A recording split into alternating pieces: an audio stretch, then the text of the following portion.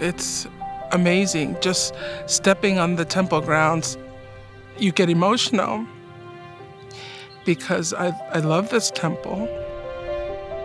Sacred and serene, an oasis in a harsh desert climate.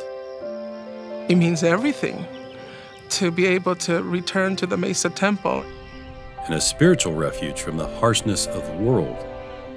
The feeling that you get in there, probably the same feeling you get when you go to heaven. The Mesa, Arizona Temple of the Church of Jesus Christ of Latter-day Saints will be rededicated after more than 3 years of extensive renovation. I look forward to it. I hope I get to go. Larry Frost remembers witnessing the original dedication in 1927 as a 10-year-old boy. It took us 2 days to come down here on a very rough road. Now, at an energetic 104 years old, Larry looks forward to witnessing the rededication of his beloved temple, which has blessed his family for generations and where he worked as a volunteer for 20 years. My time at the temple was a very choice time. The Mesa Temple holds deep connections to thousands of families that have passed through its doors for nearly a century. The reason why this is special to me is because it's the temple that we were still as a family. Elizabeth recalls selling everything her family owned to make the costly journey from El Salvador to Arizona, to be joined together as a family forever. Over the years, large groups of Latinos have done the same, made possible by a significant event that took place in 1945 in Mesa that forever changed temple worship. The first temple ceremony offered in Spanish that now enables millions of families to participate in their native languages across the globe. The connection to the Mesa Temple runs deep with the local community as well. Its grounds are open to all, regardless of belief or faith. The church's invitation to invite the community in for Christmas lights and Easter pageants has created a tremendous amount of goodwill. Improvements were made during the renovation to further enrich those traditions with upgraded lighting and seating for an enhanced guest experience. Also new to the temple grounds, the relocation of the visitor center and a larger reflection pool for an unobstructed view that directs the focus toward the temple. A fresh landscaping design with conservation in mind. We saved over 300 plants and trees that are back on this site that we had to carefully work around. And to conserve a precious resource in this arid environment, a new irrigation system collects and reuses water. The nearly 75,000 square foot structure is the seventh temple of the church and the first to be built in the Grand Canyon state. Its design, a departure from previous temple architecture. The church was coming out of this era of immense persecution and wanted to build temples that fit in with the landscape, that weren't making too bold of a statement. So here in Mesa, they chose a temple without a steeple, without a Moroni, in a colonial revival style. With its terracotta cladding, the colonial revival style structure includes classical design cues, such as an entablature festooned with cartouches resting on faux columns called pilasters, and a bas-relief on the frieze that depicts the gathering of Israel. You have scenes of America, of South America, of the Pacific Islands, of Europe coming to the temple. And as you get closer to the west entrance, so the main entrance of the building, the figures on those panels become more animated, more lively. They're in a bigger rush to get to the door and enter the building. The exterior improvements only half the transformation. Significant changes occurred on the interior as well. We had to work with historic structures and new structures and blend them together to make them look like they're unified and part of the same system. Updating with more efficient utility systems, especially air conditioning, were at the top of the list.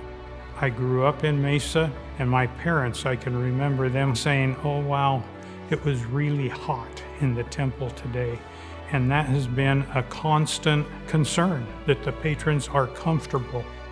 Utility improvements required removing some instruction room walls, a few with mural sections that couldn't be safely restored. Remnants of the original pieces now grace other areas of the temple. An artist was commissioned to create new murals to completely cover the walls of each instruction room, similar to how they looked in 1927. The new paintings pay homage to the original artists. Became very connected to feeling akin to them. I felt a harmony and a resonance with their intent in what I was portraying. Precise alignment was key to hanging the canvases and fitting the room's challenging radiused corners and chamfered window enclosures.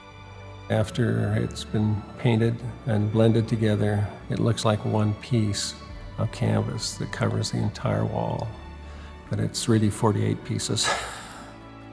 I came to really love the painters that originally did this work.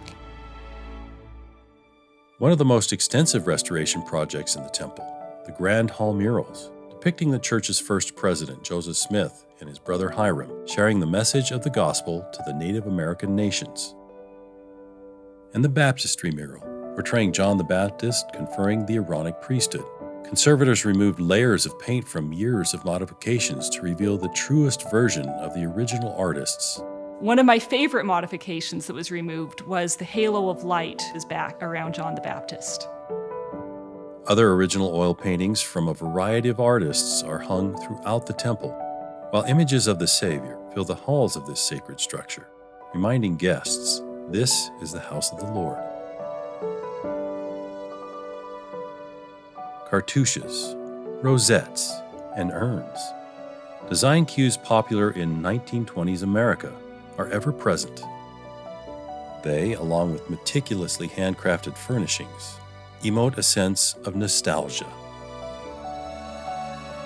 Guests will notice fluted pilasters and marble flooring from Turkey and Spain, featured in the redesigned front entrance and new guest waiting area.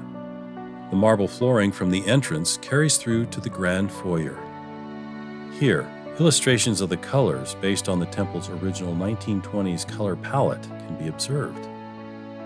More than 50 different decorative paints were used to restore rooms to their previous luster of nearly a century ago.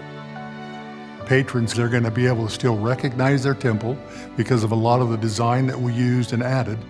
Cowan says it took painstaking effort and prayer to replicate and match the materials used in the temple. One example, original marble for wainscot and base was traced to a quarry in a small town in Utah. Everything that we had matched exactly what was here in the historic time. A new waiting area for wedding parties off the grand foyer spans nearly the entire north end of the temple. In the hottest part of the summer when they're still having weddings, they would be outside on the steps or whatever shade they could find. The grand hall of gray granite, one of the least changed spaces of the temple, refreshed, it now appears as it did in the newly completed temple. The bride's room features a crystal chandelier and sconces, walnut millwork, and decorative friezes.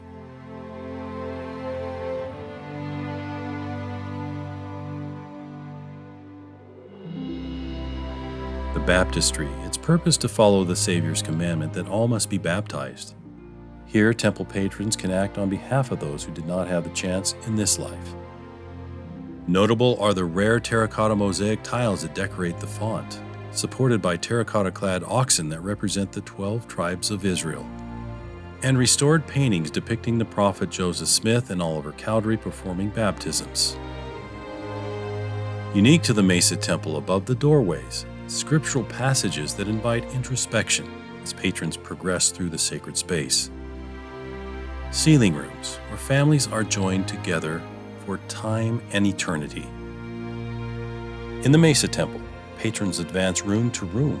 Each instruction room is elevated slightly above the previous one, symbolizing progression toward heaven. This is where devout members learn about God's creation and purpose of life. We come to the temple to make covenants or promises with God. It's where everything we say, we see, we do points us to the Savior, to strive to become more like Him. Lustrous crystalline chandeliers highlight a finely appointed celestial room, exquisitely detailed furnishings and decor, designed to uplift the spirit and inspire the soul. We used the finest materials and highest quality processes to build a house of the Lord. Entering this sacred space represents the ultimate progression one can achieve toward heaven itself.